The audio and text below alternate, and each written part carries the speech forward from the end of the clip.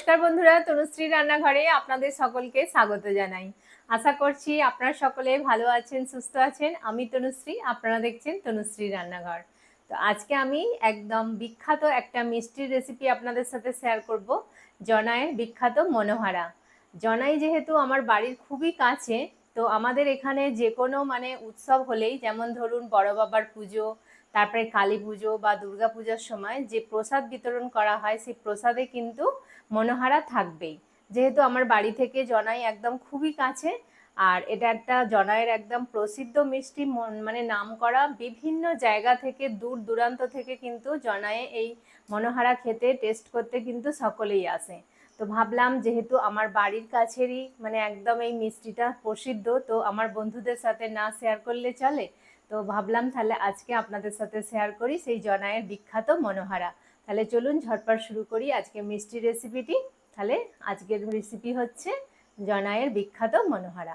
বন্ধুরা, মিষ্টিটা বানানোর জন্য যেটা প্রধান উপকরণ সেটা হচ্ছে দুধ। তো আমি এখানে দেখুন 1 লিটার দুধ নিয়েছি। এবার এই দুধটাকে জাল করে নিতে হবে, তার জন্য আমি একটা কড়া বসিয়ে দিয়েছি। এবার কড়ার মধ্যে প্রথমে আমি অল্প একটু জল দিয়ে দেব। কড়ার মধ্যে আমি অল্প একটু জল দিয়ে দিচ্ছি। দুধটা দিয়ে দিচ্ছি। আপনারা চাইলে এখানে লিকুইড যে গরুর দুধটা হয় সেটাও দিতে পারেন, বা প্যাকেট দুধ, যেটা আপনাদের সুবিধা। ফুল ফ্যাট যুক্ত দুধ দিলে তো আরও খুবই ভালো হয়, ছানাটার পরিমাণটা কিন্তু একটু বাড়বে। দেখুন 1 লিটার দুধ আমি পুরো দিয়ে দিয়েছি। এবার দুধটাকে কিন্তু ভালো করে জাল করে নিতে হবে। তবে দুধটার পরিমাণটা আপনারা কতটা বানাতে চাইছেন সেই অনুযায়ী দুধের পরিমাণটা বাড়িয়ে বা কমিয়ে নিতে পারেন। আমি এখানে 1 লিটার দুধের বানাচ্ছি, আপনারা চাইলে 2 লিটারেও বানাতে পারেন। যেটা আপনাদের পছন্দ, যতটা পরিমাণ সেই অনুযায়ী নিয়ে নেবেন দুধটা। এবার দুধটাকে ভালো করে ফুটিয়ে নিতে হবে। দুধটা ভালোভাবে ফুটুক, তারপর আমি ফিরে আসছি। দেখুন বন্ধুরা, দুধটাকে কিন্তু আমি খুব ভালো করে একদম ফুটিয়ে নিয়েছি। দেখুন টকবক করে কিন্তু দুধটা ফুটছে ভালোভাবে, দুধটা জাল হয়ে গেছে। তো এবার যেটা করব সেটা হচ্ছে আমি গ্যাসটা এবার অফ করে দেবো। গ্যাসটা অফ করে দিলাম। এবার আমি একটা বাটির মধ্যে ভিনিগার নিয়েছি, 4 চামচ ভিনিগারের মধ্যে এবার 4 চামচ জল দিয়ে দিয়েছি। দিয়ে জলটা দিয়ে ভালো করে ভিনিগার আর জলটাকে আমি মিশিয়ে নিয়েছি। এবার অল্প করে এরকম করে ছড়িয়ে ছড়িয়ে দেব। অবশ্যই কিন্তু গ্যাসটা বন্ধ করে তারপর এর মধ্যে ভিনিগার মেশানো জলটা দেবেন। এতে কি হবে, ছানাটা খুব সুন্দরভাবে কাটবে, আর ছানাটা কিন্তু খুব নরম সফট হবে। পুরো দিয়ে দিলাম আমি। দিয়ে একবার একটু মিশিয়ে নেব ভালো করে, হালকা হাতে এরকম আস্তে আস্তে করে একটু মিশিয়ে দেব। দিয়ে এটাকে আমি 1 মিনিট মতো এইভাবেই রেখে দেবো, তাহলে কিন্তু আস্তে আস্তে পুরো ছানাটা কেটে যাবে। তো আমি 1 মিনিট পর ফিরে আসছি। দেখুন 1 মিনিট আমি রেখে দিয়েছিলাম, ছানাটা কত সুন্দরভাবে কেটে গেছে। দেখুন দারুণ হয়েছে একদম। দেখুন একদম পুরো ভালোভাবে ছানাটা কেটে গেছে। এবার আমি ছানাটাকে জল থেকে ভালো করে ছেঁকে নেব। এবার দেখুন আমি এখানে একটা ছাঁকনি নিয়েছি, আর ছাঁকনির মধ্যে আমি একটা সুতির কাপড় দিয়ে দিয়েছি। এবার ছানাটা এই সুতির কাপড়ের মধ্যে দিয়ে দেবো। সব ছানাটা আমি দিয়ে দিলাম। এবার ছানাটাকে ধুয়ে নিতে হবে, যেহেতু ছানাটার মধ্যে টক ভাব রয়েছে, ভিনেগার দিয়ে আমি কাটিয়েছি, সেজন্য অবশ্যই কিন্তু ছানাটাকে খুব ভালো করে ধুয়ে নিতে হবে, যাতে এই ছানার মধ্যে থেকে টক ভাবটা চলে যায়। নাহলে কিন্তু মিষ্টিটা একদম বাজে হবে, খেতে ভালো হবে না। অবশ্যই কিন্তু ভালো করে এটাকে একটু ধুয়ে নিতে হবে। এইভাবে দেখুন আমি ধুয়ে নিই পরিষ্কার জল দিয়ে। দেখুন আমার কিন্তু জল দিয়ে ভালো করে ধোয়া হয়ে গেছে। আমি এবার ছানাটাকে এইভাবে, কাপড়টাকে দেখুন এইভাবে নিয়ে নিচ্ছি। এবার জলটাকে ছেঁকে বার করে নেব। এইভাবে একটু চেপে চেপে প্রেস করলে দেখুন জলটা কিন্তু বেরিয়ে যাচ্ছে। একদম পুরো ভালো করে কিন্তু জলটা বার করে নিতে হবে। যতটা পারবেন প্রেস করে একটু এইভাবে জলটাকে ঝরিয়ে নেবেন। আর যদি পারেন একটু এটাকে একটা কোনো ভারী জায়গা দিয়ে এটার উপরে চাপিয়ে রেখে দিলে কিন্তু এর মধ্যে যে জলটা আছে সেটা বেরিয়ে যাবে। এভাবে 5 মিনিট একটু কিছু ভারী জিনিস দিয়ে চাপিয়ে রেখে দেবেন। তো আমি 5 মিনিট পর ফিরে আসছি, জলটা ভালো করে ঝরিয়ে নিই। 5 মিনিট পর আমি ফিরে এসেছি। তো ছানাটা থেকে একদম ভালোভাবে কিন্তু জলটা ঝরে গেছে। এবার আমি খুলে আপনাদেরকে দেখাচ্ছি। দেখুন কত সুন্দর ছানাটা পুরো রেডি হয়ে গেছে। তো এবার ছানাটাকে ভালো করে কিন্তু মেখে নিতে হবে। দেখুন ছানাটার মধ্যে কিন্তু আর জল নেই। এবার ছানাটাকে ভালো করে, যেমন আমরা রসগোল্লা বানানোর সময় যেমন ছানাটাকে আমরা মেখে নিই, ঠিক সেইভাবে কিন্তু ছানাটাকে মেখে নিতে হবে। এইভাবে হাত দিয়ে আমি ভালো করে ছানাটাকে মেখে একদম মসৃণ করে নিতে হবে।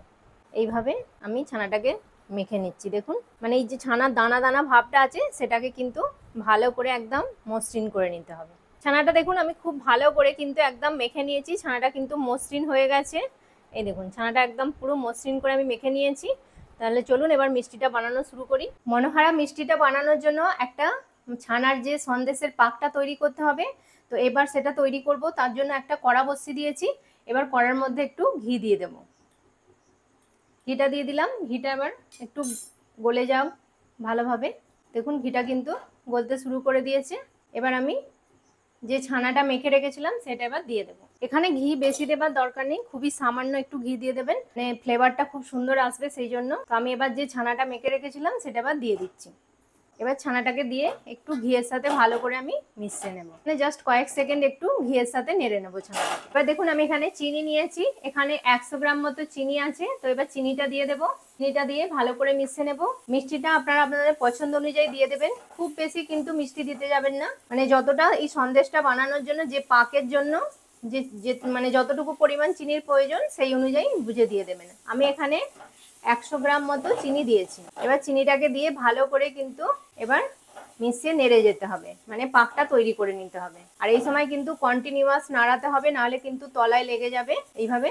তাহলে আমি কিছুক্ষণ পর আবার ফিরে আসছি। ছানাটা কিন্তু অনেকটাই পাক হয়ে এসেছে, সন্দেশ হতে শুরু করেছে আস্তে আস্তে। তো এবার এখানে আমি দিয়ে দেবো এলাচের গুঁড়ো।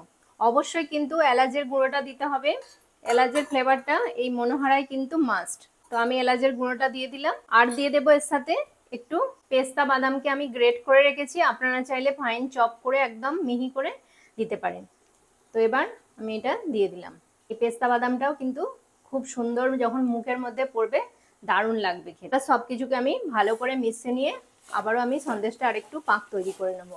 দেখুন কিন্তু সন্দেশটা আমার তৈরি হয়ে গেছে। এবার আমি গ্যাসটা অফ করে দেব, দিয়ে এবার এটাকে ভালো করে একটা থালার মধ্যে চাড়িয়ে ঠান্ডা করে নেব, নিয়ে তারপর আমি ফিরে আসছি। সন্দেশটা কিন্তু ঠান্ডা হয়ে গেছে। এবার সন্দেশটাকে একটু ভালো করে একটু মেখে নিতে হবে এইভাবে, তাহলে কি হবে বাইন্ডিংটা খুব সুন্দর হবে। তো আমি একটু এইভাবে হাত দিয়ে একবার মেখে নিচ্ছি, বেশি না অল্প একবার খালি একটু মেখে নিলেই কিন্তু এটা খুব সুন্দরভাবে এটাকে বাইন্ড করা যাবে। তো দেখুন আমার মাখা হয়ে গেছে। এবার এখান থেকে আমি একটু করে নেবো, নিয়ে সন্দেশের একটা মণ্ড তৈরি করে নেব। দেখুন খুব সুন্দরভাবে কিন্তু হয়ে যাচ্ছে। দেখুন খুব সুন্দর করে আমি এইভাবে হাতের মধ্যে নিয়ে চেপে চেপে দেখুন গোল করে নিচ্ছি। আপনারা যেরকম সাইজের বানাতে চাইবেন সেই অনুযায়ী কিন্তু করে নেবেন। দেখুন এরকম সাইজের আমি করে নিয়েছি। এইভাবে আমি প্রত্যেকটা সন্দেশের বলকে রেডি করে নেব, মানে মনোহারাগুলো তৈরি করে নিচ্ছি। সব মনোহারাগুলো আমি একদম তৈরি করে নিয়েছি। এবার এই মনোহারাগুলোর ওপরে সুগার সিরাপের কোটিং লাগাতে হবে। তো তার জন্য সুগার সিরাপটা এবার তৈরি করব। তাহলে চলুন সুগার সিরাপটা এবার তৈরি করে নিই। দেখুন সুগার সিরাপটা তৈরি করার জন্য আমি এখানে একটা কড়া বসিয়ে দিয়েছি। এবার কড়ার মধ্যে আমি চিনি দিয়ে দেবো। যে কোনো মেজারিং কাপ বা বাটি নিয়ে নেবেন, 1 কাপ মতো। আমি এখানে চিনি নিয়েছি 1 বাটি। এবার চিনিটা দিয়ে দেবো, দিয়ে এবার জল দেবো। এবার ওই বাটির মাপেই আমি দেখুন হাফ বাটি জল নিয়েছি।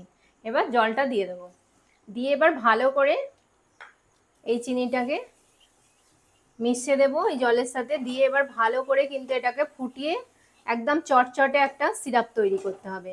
এই মিষ্টিটার মানে মেন এটা হচ্ছে এই চিনির রসটাকে কিন্তু একদম ঠিকঠাকভাবে পারফেক্টভাবে তৈরি করতে হবে, না হলে কিন্তু মিষ্টিটা তৈরি হবে না।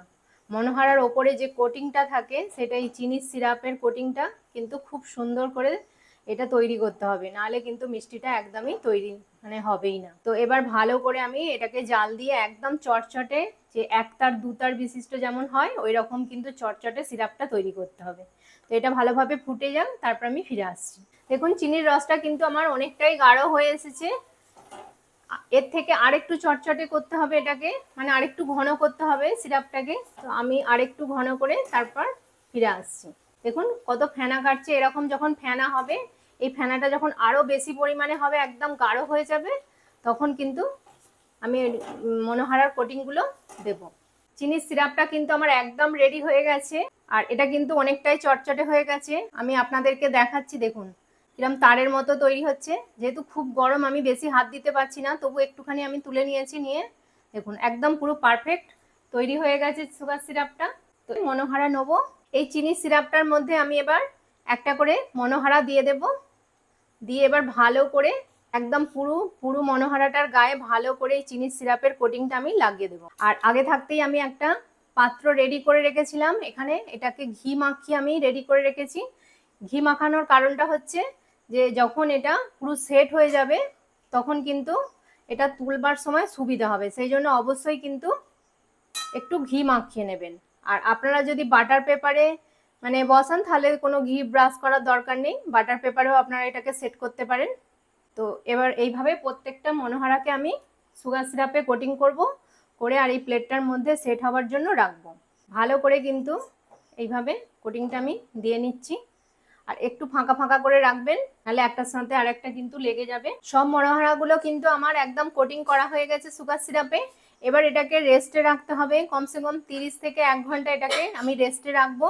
তাহলে কি হবে, একদম ভালোভাবে কিন্তু সুগার কোটিংটা মনোহারার গায়ে লেগে যাবে, খুব সুন্দরভাবে একদম মনোহারাটা রেডি হয়ে যাবে। ধরো আমি 1 ঘন্টা পর মনোহারাগুলো সেট করে নিয়ে ফিরে এসেছি। এবার আপনাদেরকে দেখাচ্ছি যে মনোহারাগুলো কিরমভাবে সেট হয়েছে।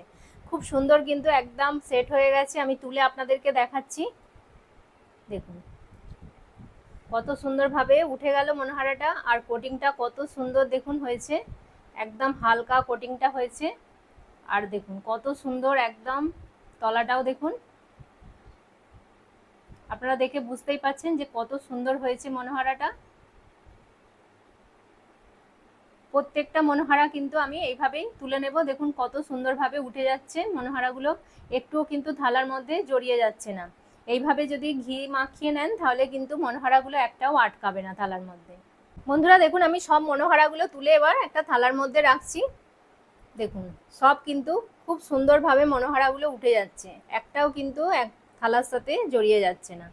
আর কত সুন্দর হয়েছে মনোহারাগুলো, দেখেই পুরো মন ভরে যাবে, এত সুন্দর মনোহারাগুলো হয়েছে। বন্ধুরা এবার আমি আপনাদেরকে ভেঙে দেখাচ্ছি, আর ওপরটা কত সুন্দর একদম মানে ক্রিস্পি মতো হয়েছে, আর ভেতরটা একদম পুরো সন্দেশের নরম। দেখুন ভাঙছি আমি, দেখুন পুরো ভেতরটা একদম সন্দেশে ভর্তি, আর ওপরের কোটিংটা দেখুন কত সুন্দর পাতলা একদম কোটিংটা হয়েছে। আর কোটিংটা কিন্তু খুব শক্ত নয়, একদম হালকা কিন্তু একটা ক্রিস্পি ভাব আছে। এটা কিন্তু মুখে দিলেই একদম মিলিয়ে যাবে, এতটা সুন্দর হয়েছে। তো এই সন্দেশগুলো বানানোর মানে এই মনোহারাগুলো বানানোর কারিগরদের একটাই উদ্দেশ্য ছিল যে এই মিষ্টিগুলো যাতে অনেক দিন পর্যন্ত ভালো থাকে। এইভাবে বানালে কিন্তু মিষ্টিগুলো অনেক দিন পর্যন্ত ভালো থাকবে, খারাপ হবে না। তো আশা করছি আজকের রেসিপিটি আপনাদের ভালো লাগলো, আর যদি ভালো লেগে থাকে অবশ্যই লাইক শেয়ার কমেন্ট করবেন, আর তনুশ্রী রান্নাঘর চ্যানেলটিকে অবশ্যই সাবস্ক্রাইব করে পাশে থাকবেন, পাশে থাকা বেল আইকনটি প্রেস করে দেবেন যাতে সহজেই আমার নতুন নতুন রান্নার ভিডিওর নোটিফিকেশান আপনারা খুব সহজেই পেয়ে যান। আর আপনার বন্ধু বান্ধবদের মধ্যে প্লিজ এটা একটু বেশি করে শেয়ার করে দেবেন। ততক্ষণ আপনারা ভালো থাকবেন, সুস্থ থাকবেন। আপনাদের সাথে দেখা হবে আবার একটি নতুন রান্নার ভিডিওতে। নমস্কার, টাটা।